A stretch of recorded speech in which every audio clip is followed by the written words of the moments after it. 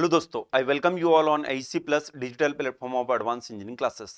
तो दोस्तों, आज का जो हमारा सेशन है मशीन डिजाइन का, इट्स लेक्चर नंबर 8 और आज हम यहाँ पर देखने वाले हैं फ्रिक्शनल टॉर्क की expression for flat pivoted bearing as well as collar bearing के लिए। आई होप कि आप लोगों ने इससे पहले वाला सेशन देखा होगा जिसमें हमने देखा था फ्लैट कॉलर बियरिंग के लिए हमने फ्रिक्शनल टॉर्क की एक्सप्रेशन निकाली थी according to uniform pressure theory and uniform wear theory. Before going to start the session, आप लोगों को मैं बताना चाहूंगा कि जो क्लासेस की टाइमिंग है, टाइमिंग आप लोग ध्यान रखें कि मशीन डिजाइन की क्लास का जो टाइम है डेली मंडे टू फ्राइडे आपको यहाँ पर देखने को मिलेगी ये क्लासेस एट 7:30 PM। इसके अलावा मैकेनिकल इंजीनियरिंग के स्टूडेंट के लिए एक और इम्पोर्टेंट सब्जेक्ट यहाँ पर रनिंग में है, दैट इज फ्लूइड मैकेनिक्स। इसका जो टाइम है ये शाम को 5:30 बजे आपको मंडे टू फ्राइडे ये सेशन देखने को मिलेंगे। इसके अलावा अगर मैं बात करूं यहां पर तो सैटरडे के दिन आपको एक लाइव सेशन देखने को मिलेगा। ये लाइव सेशन बेसिकली आपने जो भी इस वीक के अंदर पढ़ा है उससे रिलेटेड अगर आपको कोई भी डाउट्स है तो उस सेशन के अंदर आप आकर पूछ सकते हो। इसके अलावा उस सेशन के अंदर हम उस टॉपिक से रिलेटेड जो भी टॉपिक हमने उस वीक के अंदर कवर किए हैं उससे रिलेटेड कुछ इंपॉर्टेंट एमसीक्यूज हम वहां पर देखने वाले हैं। तो ये सेशन जो है ये भी काफी इंपॉर्टेंट होने वाला है आप लोगों के लिए। ये लाइव सेशन रहेगा, आपके डाउट्स वगैरह सब कुछ उस सेशन के अंदर क्लियर किए जाएंगे। इसके अलावा अगर मैं बात करूं तो संडे के दिन मैराथन सेशन रहता है। मैराथन सेशन में जनरली प्रीवियस ईयर के जो पेपर्स होते हैं उनका डिस्कशन किया जाता है। कंप्लीट डिस्कशन आपको वहां पर देखने को मिलेगा। चलिए, तो सेशन को हम स्टार्ट करते हैं। सेशन को स्टार्ट करने से पहले आप लोगों को मैं बता देता हूं फ्रिक्शनल टॉर्क की expression by uniform pressure theory and uniform wear theory, जो कि आप लोगों को याद रखना है। किसके लिए? फ्लैट पाइवोटेड बियरिंग के लिए। तो यहां पे अगर मैं बात करूं तो फ्रिक्शनल टॉर्क की जो एक्सप्रेशन हमारे पास आती है it is T F is equal to 2/3 mu W R naught का क्यूब माइनस आर आई का cube divided by R naught का स्क्वायर माइनस आर आई का स्क्वायर। ये जो फ्रिक्शनल टॉर्क की एक्सप्रेशन हमें मिलती है it is by uniform pressure theory. Uniform pressure theory क्या बोलता है? पी इंड्यूस जो रहेगा क्या रहेगा? कांस्टेंट रहेगा। ओके। सिमिलरली अगर मैं बात करूं according to uniform wear theory तो हमारे पास फ्रिक्शनल टॉर्क की एक्सप्रेशन आती है 1/2 mu W R naught plus R I. ये जो एक्सप्रेशन हमें मिलती है बाय यूनिफॉर्म वियर थ्योरी। और यूनिफॉर्म वियर थ्योरी क्या बोलती है कि इंड्यूस प्रेशर जो रहेगा it is inversely proportional to radius. Okay, ये कहां से आई, कैसे आई, everything will discuss in the previous session. I hope आप लोगों ने देखा होगा। ओके, अब यहां पर आज के सेशन में हम बात करने वाले फ्लैट पाइवोटेड बियरिंग के लिए फ्रिक्शनल टॉर्क की एक्सप्रेशन। अब फ्लैट पाइवोटेड बियरिंग होता क्या है इसको थोड़ा सा हम समझ लेते हैं। देखिए, फ्लैट पाइवोटेड बियरिंग की अगर मैं बात करूं तो जैसा नाम से हमें समझ में आ रहा है फ्लैट, ये फ्लैट। फुट स्टेप बियरिंग भी हम इसे बोलते हैं। This is flat pivoted bearing.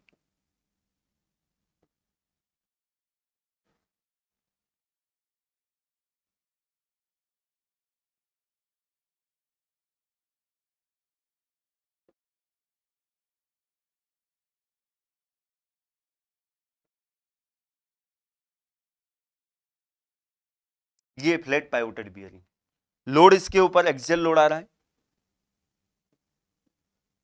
ये एक्सियल लोड आएगा। कितना load? Let suppose it will be W.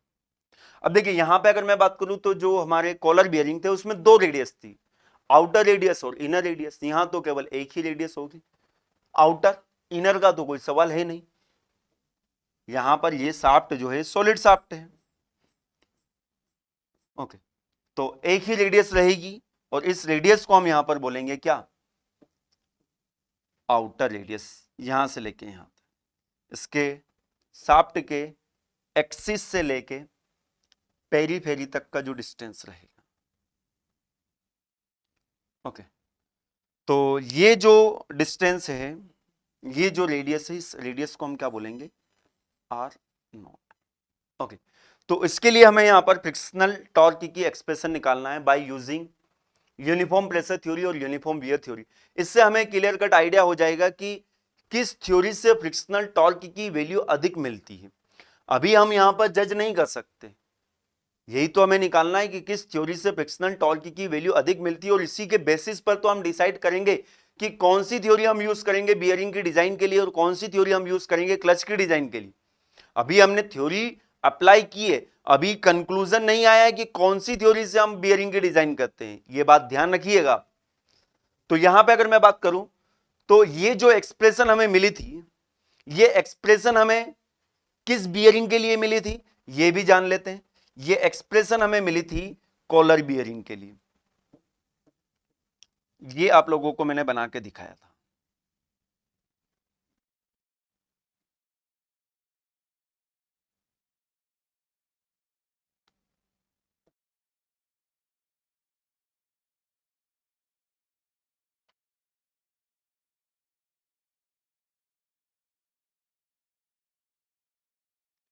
ये कॉलर बियरिंग है, थोड़ा सा हम फास्ट चलेंगे, ये ऑलरेडी मैं आप लोगों को बहुत बार बता चुका हूं।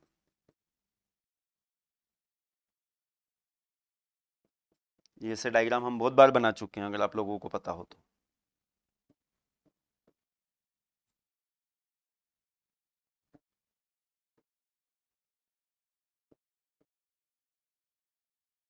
ये इस पर लोड आ रहा है W, तो ये कॉलर बियरिंग।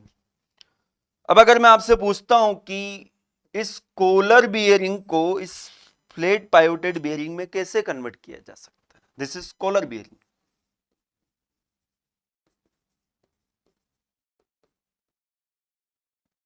और ये फ्लैट पाइवोटेड बियरिंग।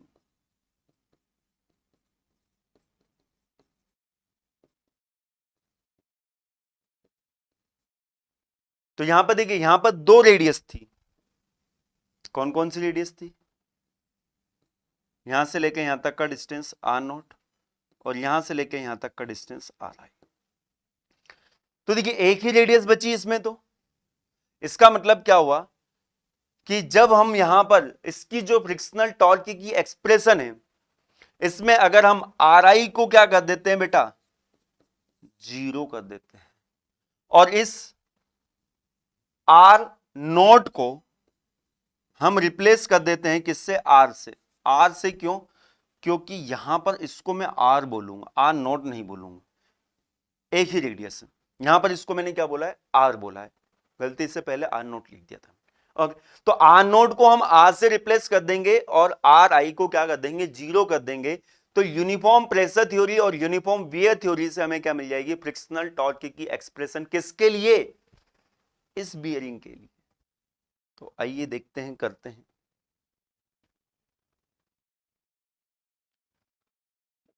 तो एक्सप्रेशन आपको पता है, यूनिफॉर्म प्रेशर थ्योरी की मैं बात करता हूं।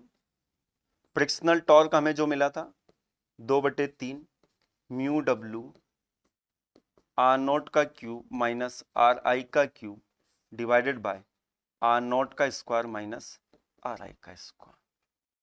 चलिए यहां पर RI को 0 पुट कर दीजिए, R0 को R के बराबर पुट कर दीजिए। RI 0 मतलब ये 0 ये 0, R0 की जगह R पुट करेंगे तो R का क्यूब डिवाइडेड बाय R का स्क्वायर, मतलब क्या बचेगा, केवल R बचेगा यहां पर। तो फ्रिक्शनल टॉर्क की एक्सप्रेशन क्या आ जाएगी बेटा हमारे पास यहां पर, 2/3 mu WR। This is the frictional torque by uniform pressure theory for a flat pivoted bearing. Similarly, if you look at the frictional torque by uniform wear theory, TF is equal to 1/2 mu W R0 plus RI। कितना आएगा, यहां पर भी वही concept, RI को 0, R0 को R, ये 0 हो जाएगा, क्या बचेगा, TF is equal to 1/2 mu WR। तो जरा बताइए इन दोनों में से किसकी वैल्यू अधिक है? तो रेशियो निकाल लेते हैं। देखने से पता चल रहा है यहां पर 2/3 है, यहां पर 1/2, मतलब ये ज्यादा होगा कंपेयर टू दिस। तो यहां पे अगर हम बात करें frictional torque by uniform pressure theory divided by frictional torque by uniform wear theory, इन दोनों का रेशियो कितना जाएगा? Mu W R cancel out, 2/3 divided by 1/2, ये बन जाएगा 4/3, 1.33। इसका मतलब क्या हुआ कि frictional torque by uniform pressure theory is always greater than frictional torque by uniform wear theory. Conclusion निकाल सकते हैं। और फ्लैट पाइवोटेड बियरिंग के केस में कितना ज्यादा होगा? फ्लैट पाइवोटेड बियरिंग के केस में ये 33% ज्यादा होगा। ज्यादा है, सभी बियरिंग के लिए ज्यादा रहेगा। कितना ज्यादा रहेगा वो जब हमें आर नोट आर आई की एग्जैक्ट वैल्यू पता होगी। बट ये फ्लैट पाइवोटेड बियरिंग के लिए हम बोल सकते हैं कि 33% क्या रहेगा, ज्यादा। इसका मतलब क्या हुआ कि जो फ्रिक्शनल टॉर्क हमें मिलेगा वो यूनिफॉर्म प्रेशर थ्योरी से ज्यादा मिलेगा compare to uniform wear theory. Uniform pressure theory से फ्रिक्शनल टॉर्क की वैल्यू ज्यादा मिलेगी compare to uniform wear theory. Frictional torque ज्यादा है तो लॉस, पावर लॉस जो होगा वो भी ज्यादा होगा। अब देखिए यहां पे अगर मैं बात करूं बेटा बियरिंग और क्लच की, बियरिंग और क्लच की, देखिए यहां पर जो पॉइंट मैंने आपको बताया है अभी वही मैंने यहां पर मेंशन किया है, ऑलरेडी मैंने मेंशन करके रखा है यहां पर। इसको अपन देख लेते हैं पहले थोड़ा सा। Frictional torque by uniform pressure theory is 33% greater than the frictional torque by uniform wear theory in case of flat pivoted bearing. ये मत भूल जाइएगा, 33% ज्यादा रहेगा फ्लैट पाइवोटेड बियरिंग के केस में। बाकी नॉर्मली अगर हम बात करें there is always frictional torque by uniform pressure theory is greater than the uniform wear theory. ये ध्यान रखें, यूनिफॉर्म प्रेशर थ्योरी से मिलने वाला फ्रिक्शनल टॉर्क हमेशा ज्यादा रहेगा compare to uniform wear theory. Okay, अब अगर मैं बात करूं यहां पर बेटा बियरिंग और क्लच की, क्लच ऑल्दो अभी हमने पढ़ा नहीं है, कोई बात नहीं, फिर भी थोड़ा तो आइडिया होगा आपको। देखिए क्लच हम यूज करते हैं पावर ट्रांसमिशन के लिए, क्लच हम यूज करते हैं पावर ट्रांसमिशन के लिए। क्लच में फ्रिक्शन लाइनिंग होती है, अरे यस और नो? दो शाफ्ट के बीच में अगर हमें पावर ट्रांसमिट करना है without stopping prime mover, frequently engage disengage करना है तो we use clutch. Power transmission के लिए हम यूज करते हैं क्लच का। तो देखिए ट्रांसमिशन की बात आती है तो जितना ज्यादा ट्रांसफर कर पाए उतनी अच्छी बात है। अब देखिए डिजाइन की अगर मैं बात करूं तो देखिए बेटा डिजाइन में आप लोगों को मैंने ऑलरेडी बताया है कि we are taking worst situation, मैं आप लोगों की डिजाइन कर रहा हूं। मैं मान के चल रहा हूं कि आपको कुछ नहीं आता है, इसीलिए मैं बिल्कुल जीरो से पढ़ा रहा हूं। तो यही प्रिंसिपल यूज करते हैं किसी एलिमेंट की डिजाइन के लिए। हम मान लेते हैं कि उसमें ज्यादा से ज्यादा कितना स्ट्रेस इंड्यूस होगा, वो ज्यादा से ज्यादा स्ट्रेस भी मटेरियल की परमिसिबल लिमिट से क्या होना चाहिए, कम होना चाहिए, तो हमारा कंपोनेंट क्या रहेगा, हमेशा सेफ रहेगा। तो देखिए बेटा बियरिंग की अगर मैं बात करूं तो बियरिंग में हम कॉलर का यूज करते हैं, और बियरिंग में क्या होता है, लॉस होता है, पावर लॉस। तो यहां पर हम लॉस की अगर बात करें तो बियरिंग को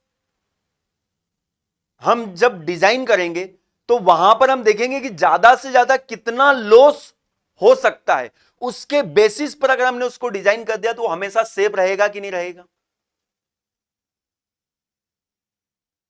ज्यादा से ज्यादा लॉस देखा जाता है यहां पर।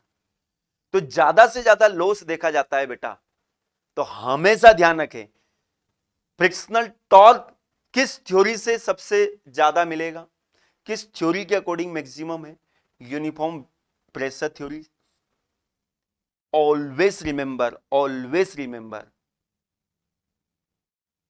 हमेशा हम यूनिफॉर्म प्रेशर थ्योरी यूज करेंगे बियरिंग की डिजाइन के लिए। मतलब बियरिंग का अगर क्वेश्चन आता है तो यूनिफॉर्म बियर थ्योरी से जो हमने फ्रिक्शनल टॉर्क निकाला है उसका कोई यूज नहीं है, क्योंकि हम वर्स्ट सिचुएशन मानते हुए चल रहे हैं।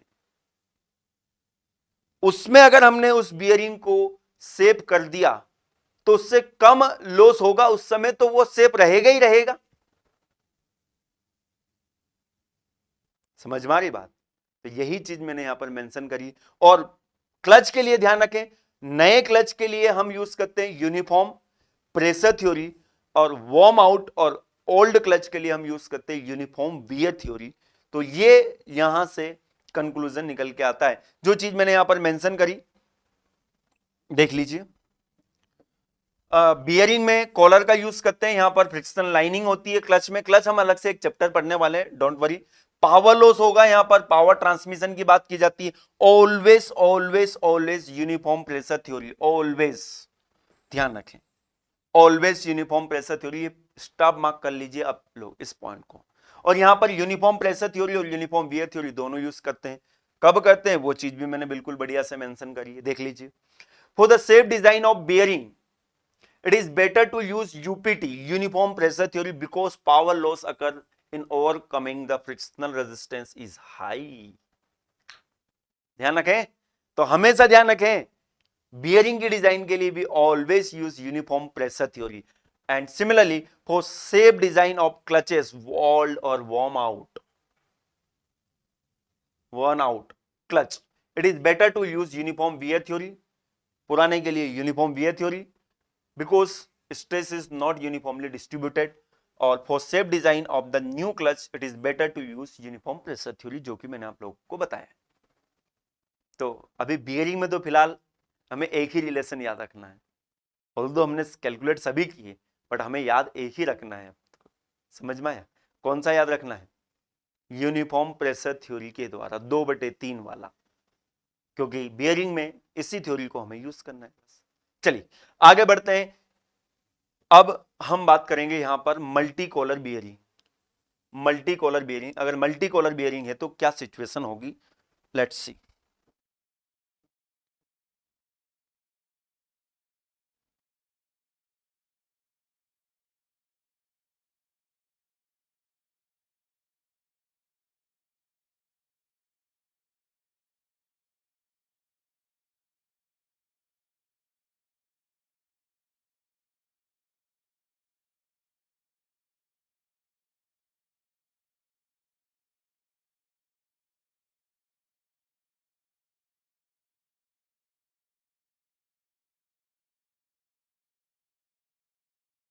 एक से अधिक कॉलर है,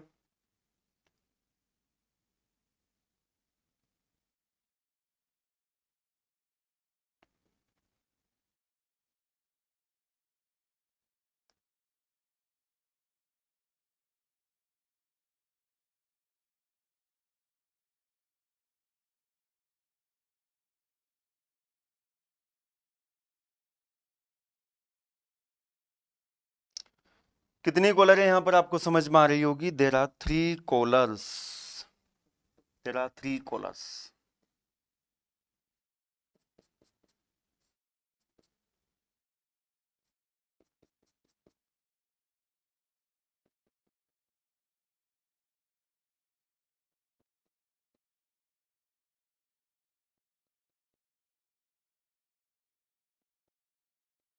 okay,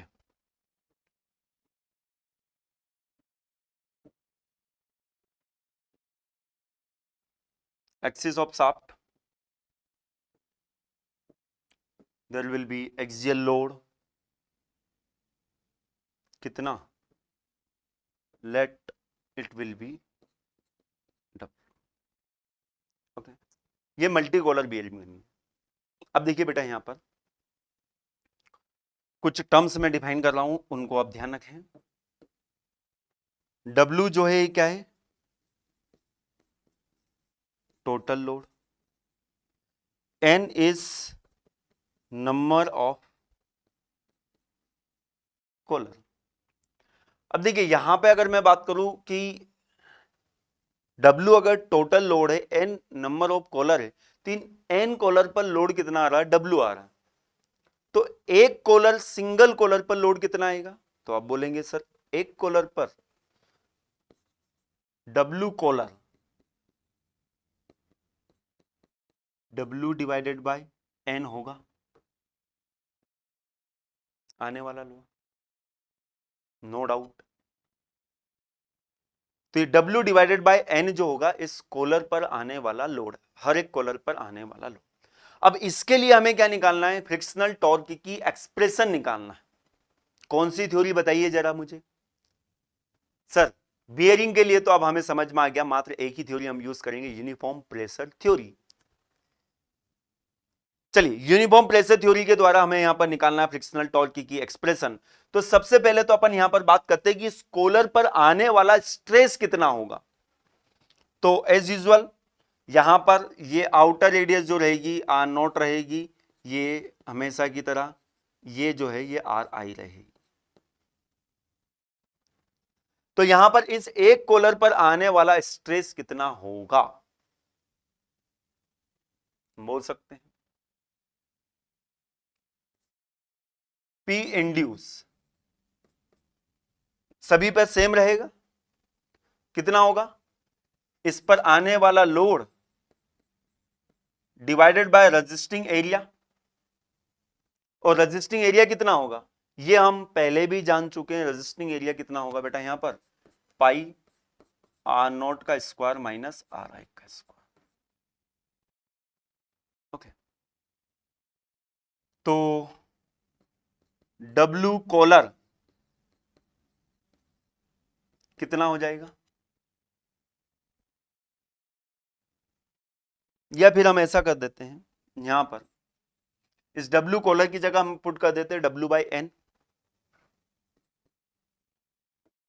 P induced is equal to W by N into pi R naught का स्क्वायर माइनस आर आई का स्क्वायर। अच्छा यहां पे अगर हम बात करें तो अब प्रत्येक कॉलर पर आने वाला जो स्ट्रेस होगा वो भी कम हो गया है। अगर पूरा ही लोड एक ही कॉलर पर आता तो वहां पर W कॉलर की जगह W टोटल आ जाता। अब यहां पर हर एक कॉलर पर आने वाला जो स्ट्रेस है वो कितना हो गया है? W by N pi R naught का स्क्वायर माइनस आर आई का स्क्वायर। ये कम हो गया, ये बात ध्यान रखें। हर एक कॉलर पर आने वाला लोड कम हो गया और इंड्यूस स्ट्रेस भी कम हो गया हर एक कॉलर पर। सेफ डिजाइन क्या बोलती है? Design theory for safe design, आने वाला बचाने वाले से क्या होना चाहिए? कम होना चाहिए। ये मारने वाला, ये बचाने वाला। जब बचाने वाला बड़ा है तो वो मार पाएगा क्या? फेल कर पाएगा क्या हमें? बिल्कुल नहीं। तो P इंड्यूस जो है कितना है? W divided by N pi R naught का स्क्वायर माइनस आर आई का square is less than equal to P of permissible. तो अब इतना तो कॉन्सेप्ट आप सीख ही चुके होंगे। डायरेक्टली मैं ऐसे W मैक्सिमम निकाल सकता हूं। W मैक्सिमम कितना आ जाएगा यहां से? n into pi into R naught का स्क्वायर माइनस आर आई का square into P of permissible. तो ये जो एक्सप्रेशन है, this expression will be the strength of multi collar bearing, the strength of multi collar bearing, no doubt. तो जो पहले हमें स्ट्रेंथ मिल रही थी वो पाई आर नोट का स्क्वायर माइनस आर आई का square into P of permissible मिल रही थी। अब जो स्ट्रेंथ मिली वो एन टाइम से बढ़ गई है, एन टाइम्स क्या हो गई, बढ़ गई है। देख लीजिए, तो इसे हम बोलेंगे strength of multi collar bearing by uniform pressure theory. ये भी ध्यान रखें, वैसे यूनिफॉर्म वियर थ्योरी तो लगाना ही नहीं है यहां पर, ठीक। तो ये चीज हमने निकाल ली बड़ी आसानी से। अब हमें बात करना है यहां पर फ्रिक्शनल टॉर्क की एक्सप्रेशन की। Let's move to the expression of frictional torque. तो फ्रिक्शनल टॉर्क की अगर मैं बात करूं यहां पर, तो देखिए एक कोलर से आने वाला फ्रिक्शनल टॉर्क कितना होगा, आप बोलेंगे 2/3 म्यू डब्ल्यू कोलर, उस पर आने वाला लोड आर नोट का क्यूब माइनस आर आई का cube divided by R naught का स्क्वायर माइनस आर आई का स्क्वायर। नो डाउट यही आएगा। यहां पर डब्ल्यू उसके ऊपर आने वाला लोड हो जाएगा, टोटल फ्रिक्शनल टॉर्क क्या होगा, बोलिए। N into frictional torque by a single collar, yes और नो, डेफिनेटली यस, आप तो बोल नहीं सकते। तो देखिए यहां पर एन मल्टीप्लाई ये लिखूंगा मैं 2/3 म्यू डब्ल्यू कोलर। एक आश्चर्यजनक रिजल्ट आपको यहां पर देखने को मिलेगा।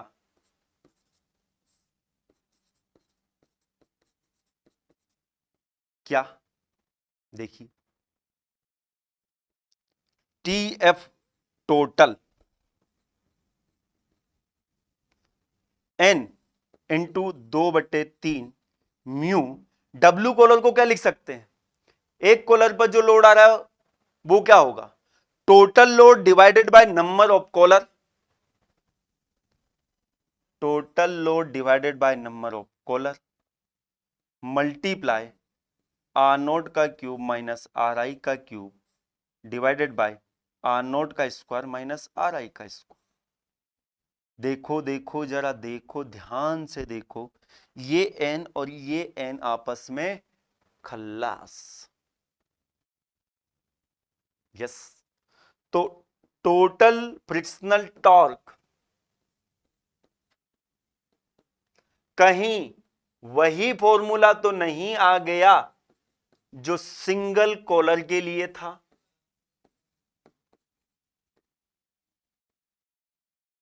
क्या यही फॉर्मूला हमने देखा था सिंगल कॉलर के लिए,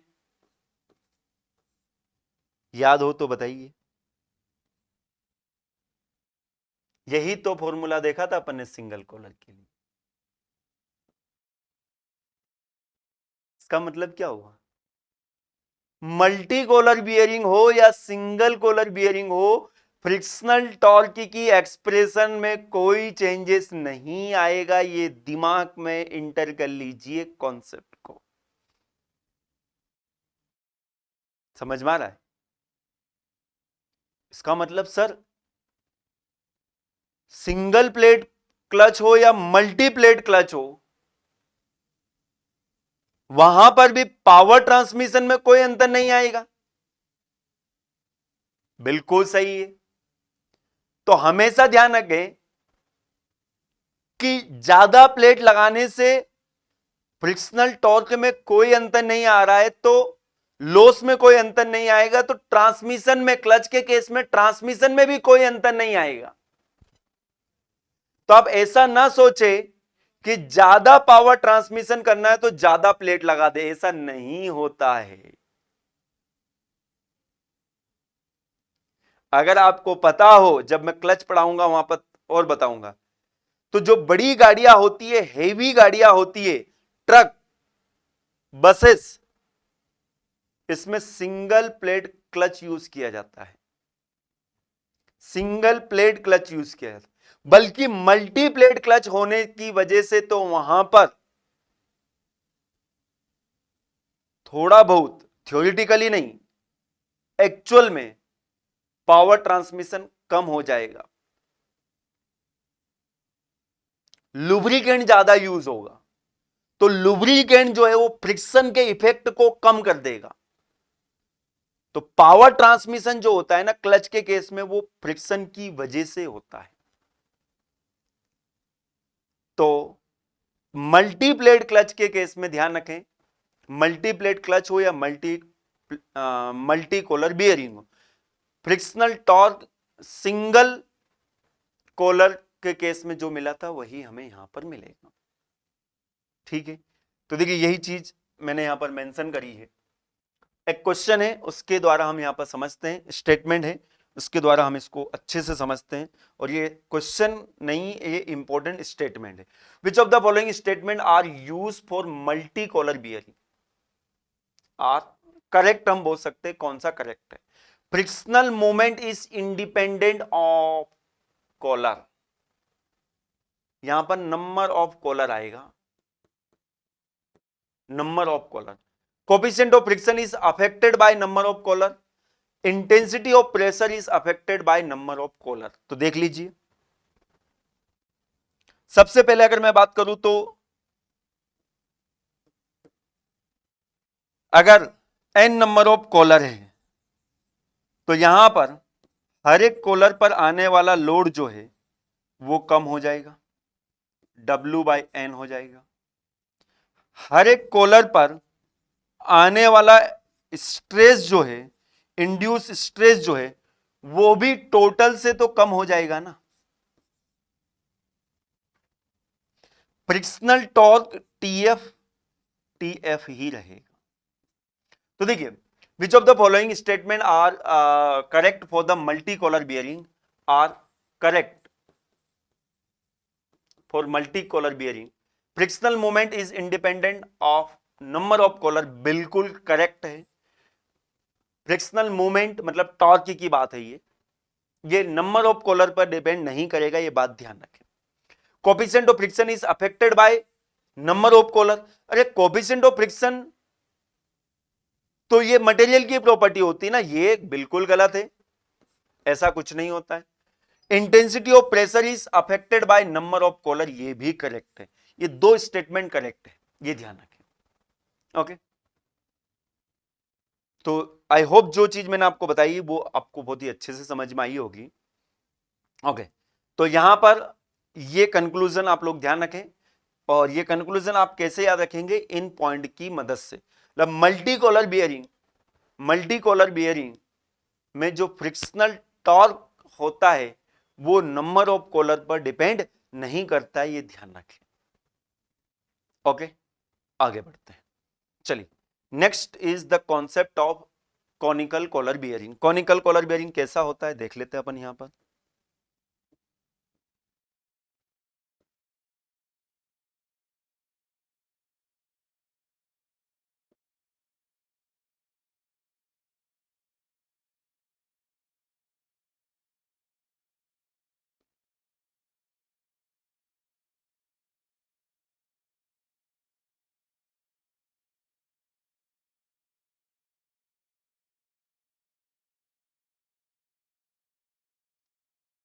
भावनाओं को समझिएगा, डायग्राम पर मत जाइएगा, 19-20 थोड़ा सा माफ कर दीजिएगा अगर थोड़ा बहुत इधर उधर हो जाए तो। बाकी आई ट्राई माई बेस्ट। पहले से डायग्राम बना हुआ लेकर आ जाता तो आपको इतने अच्छे से चीजें क्लियर नहीं होती। और नोट्स आप लोग बनाते हुए चले साथ में, नोट्स खुद से बनाए। पीडीएफ ऑल दो आपको मिल जाएगी, बट बेटा पीडीएफ के भरोसे में ना रहे, पीडीएफ से कुछ नहीं होने वाला। खुद से आप बनाएंगे तो चीजें बहुत अच्छे से क्लियर होगी, ये बात ध्यान रखें। Personal experience.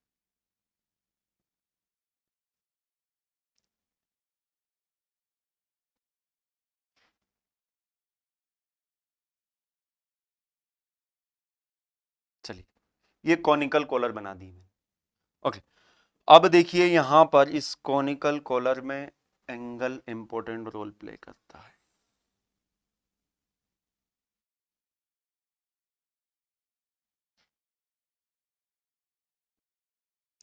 ये जो एंगल है कौन एंगल,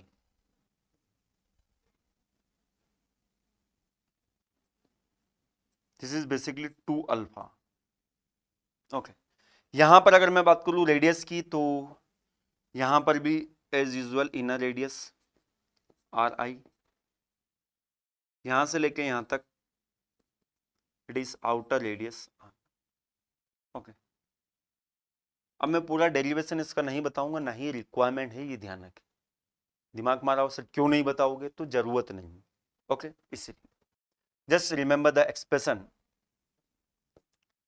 तो यहां पे अगर हम बात करें तो जो फ्रिक्शनल टॉर्क की एक्सप्रेशन होगी, अच्छा सबसे पहले तो अपन बात कर लेते हैं कि यहां पर स्ट्रेंथ कितनी होगी इसकी, इंड्यूस स्ट्रेस कितना आएगा। तो यूनिफॉर्म प्रेशर थ्योरी यूज करेंगे।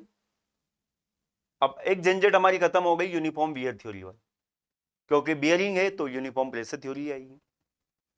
तो यहां पर यूनिफॉर्म प्रेशर थ्योरी क्या बोलती, पी इंड्यूस कांस्टेंट रहेगा, और पी इंड्यूस कितना होगा इसको थोड़ा सा समझ लीजिए, अदरवाइज फिर आप सोचेंगे कि ये कैसे हो गया।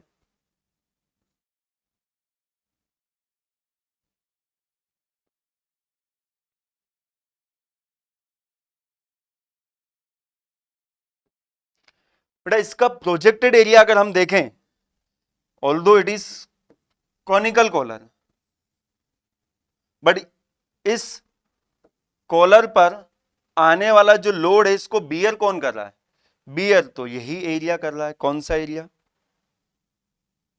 नया मार्कर ले लेते हैं अपन, क्या होता है इस एरिया, अरे गजब, ये वाला एरिया, यही एरिया बियर कर रहा है ना।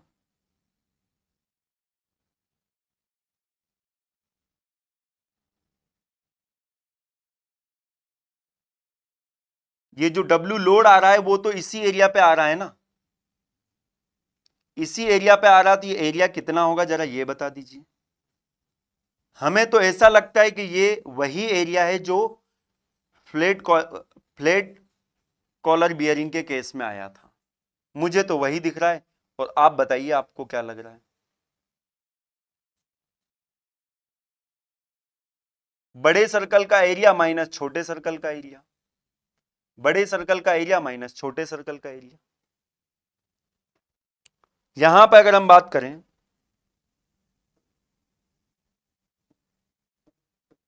तो ये रेडियस इनर रेडियस, यहां से लेके यहां तक outer radius, R I R naught, projection तो यही होगा ना। तो पी इंड्यूस नो डाउट, मैं डायरेक्टली लिख रहा हूं divided by pi R naught का स्क्वायर माइनस आर आई का स्क्वायर। ओके, और सेफ कंडीशन क्या होगी, ये आने वाला बचाने वाले से कम होना चाहिए। तो मैं डायरेक्टली एक्सप्रेशन लिख रहा हूं डब्ल्यू मैक्सिमम की, ये यूनिफॉर्म प्रेशर थ्योरी के अकॉर्डिंग क्या हो जाएगा, पाई आर नॉट का स्क्वायर माइनस आर आई का square into P of permissible. Is it clear. ये तो वही एक्सप्रेशन मिल गई जो हमें पहले मिला करती थी।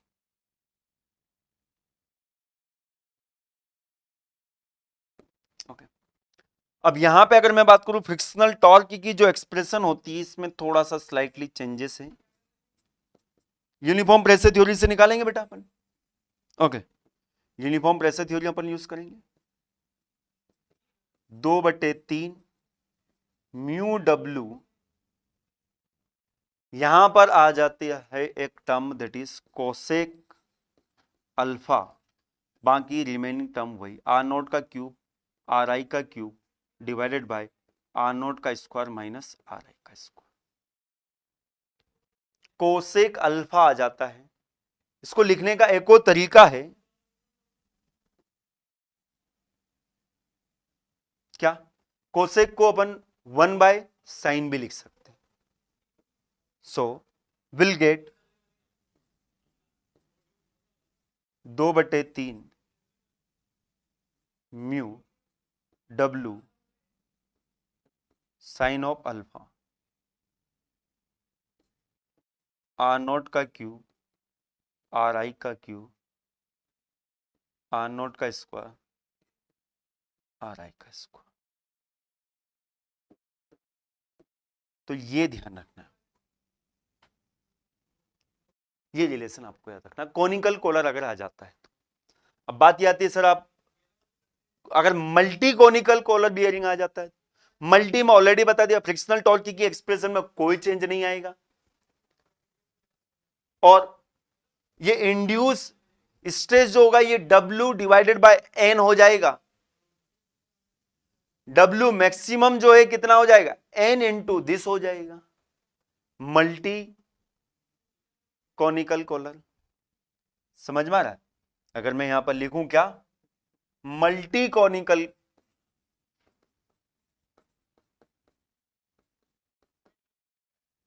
Collar bearing, multi conical collar bearing, तो यहां पर इंड्यूस स्ट्रेस कितना हो जाएगा, W divided by N pi R0 का स्क्वायर माइनस RI का स्क्वायर, N टाइम्स कम हो जाएगा ना। और वहीं पे अगर मैं बात करूं W मैक्सिमम कितना होगा, N टाइम्स बढ़ जाएगा, N इंटू पाई R0 का स्क्वायर माइनस RI का square into P of permissible. और फ्रिक्शनल टॉर्क की एक्सप्रेशन में तो कोई अंतर आने वाला ही नहीं है, 2/3 mu W cosec alpha R0 का क्यूब माइनस RI का क्यूब डिवाइडेड बाय R0 का स्क्वायर माइनस RI का स्क्वायर। अच्छा एक बात ध्यान रखें बेटा, ये अल्फा जो है ना ये सेमी कॉन एंगल है, alpha is semi cone angle, और यहां पर जनरली आपको ये कॉन एंगल दिया होता है, ये कॉन एंगल है, ये 2 अल्फा इज कॉन एंगल। तो कॉन एंगल अगर आपको दिया है तो उसका आधा यहां पर आपको पुट करना है। ओके, तो आई होप आप लोगों को बिल्कुल अच्छे से सारे रिलेशन याद भी हो गए होंगे, साथ में क्लियर होने की तो बात छोड़ो। ये पूरा कॉन्सेप्ट था हमारा एक्सियल थ्रस्ट बियरिंग का। ओके, नेक्स्ट जो हमारा सेशन रहेगा उस सेशन में हम बात करेंगे जनरल बियरिंग की। Okay, so thank you very much to join the session, मिलेंगे हम नेक्स्ट सेशन में। और एक और बात ध्यान रखें, अगर आप इसी तरह से सारे सब्जेक्ट डिटेल में पढ़ना चाहते हैं और अपनी प्रिपरेशन को और भी बेहतरीन बनाना चाहते हैं तो you can download our application from Play Store AEC plus. इस AEC प्लस एप्लीकेशन पर आप सार्थक बैच को एक्सेस कर सकते हो। दिस सार्थक batch is exclusively design for SSC JEE 2023 जो कि अक्टूबर में शेड्यूल हुई। इस सार्थक बैच के अंदर सारा कंटेंट ऑलरेडी अवेलेबल है, टेक्निकल नॉन टेक्निकल का।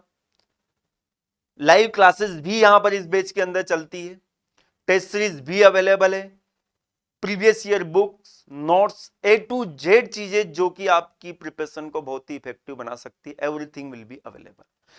अगर आप किसी स्टेट JEE या AE एग्जाम की प्रिपरेशन कर रहे हैं तो उसके लिए you can access Vijay batch, यहां पर भी पूरा कंटेंट अवेलेबल है, टेक्निकल नॉन टेक्निकल। और अगर आपको लगता है कि मुझे तो केवल नॉन टेक पढ़ना है तो नॉन टेक के लिए you can access non tech का महापैक। इसमें आपको नॉन टेक्निकल के जितने भी इंपॉर्टेंट सब्जेक्ट जो कि जनरली JEE AE एग्जाम में पूछे जाते हैं, like reasoning, aptitude, history, polity, economics, geography, Hindi, general science, इनके प्रीमियम रिकॉर्डेड लेक्चर्स वहां पर आपको देखने को मिलेंगे। साथ में PDF भी, हर सेशन की PDF lecture wise practice sessions वहां पर अवेलेबल है, आप जरूर विजिट करिए। वहां पर कुछ वीडियो अनलॉक है, उन्हें देखिए, एनालिसिस करिए कि किस तरह से पढ़ाया गया है। उसके बाद में आप सोच समझ कर उनको एक्सेस करें।